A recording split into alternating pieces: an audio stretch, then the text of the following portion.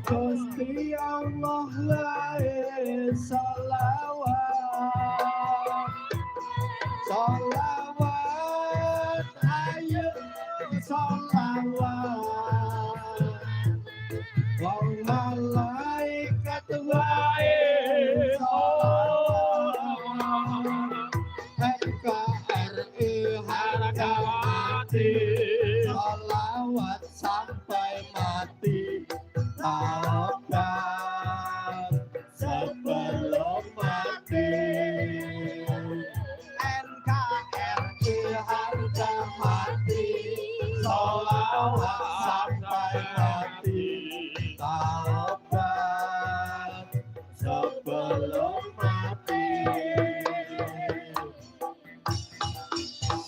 Allahumma sholli ala Muhammad Allahumma sholli alaihi matur nuwun Mbah angge barokah rekalanggan menika nggih amin ya rabbal alamin amin nggih wah elok kanca-kanca nggih sembah nuwun barokah nggih Gus dawuh nggih titi kalenggahan menika nggih ingkang dipun antu-antu babaring cerita nggih Gus nggih nggih pramila saking menika nggih tawon ana entube. Lakon ana bajute. Nggih. Mangga sampun dangu sanget lho. Wonten ing Tanjung Sari menika dangu mboten wonten ringgit. Lah saestu. Lah nipun sing mirsani nggih. Wah, resik kathah ya para nggih. Alhamdulillah menika ugi lumantaran YouTube streaming Topik Studio. Topik.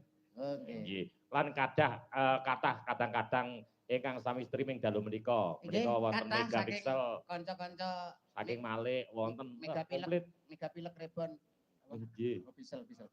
Saking Lawu. Ha nggih. Wah, elok. Alhamdulillah. Nggih, matur nuwun nggih Gus. Siap, nggih Mas. Monggo ndherekaken. Titi kalang kathah nglajengaken lampah. Matur suwun Mas Pentul. Pentul napa sapa iki? Mas Pentul. Heeh. Nduk, apa Mak? Netepi marang kewajiban dina semengko ya Nduk.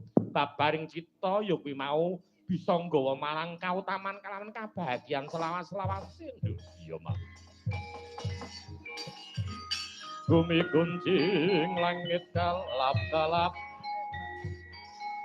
Nirkinin cangrisak mawe kantrung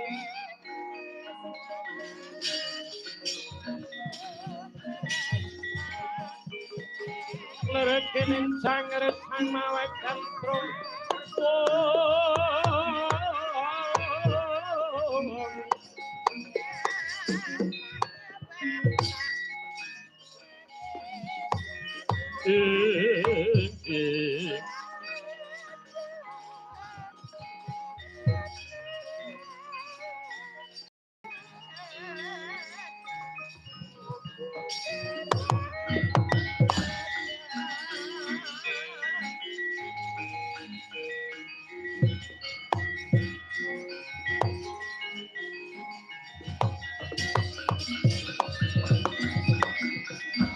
Tan kinucap jroning anenggih karangkat cempok watek candala angkara murka wadya balane sang Buddha Yitmo jatan wegah genira tansah mitenah gawe geger gawe dardah kompraping sesrawungan kitrah lampahe nganti kaya mriwis nyungsuh banyu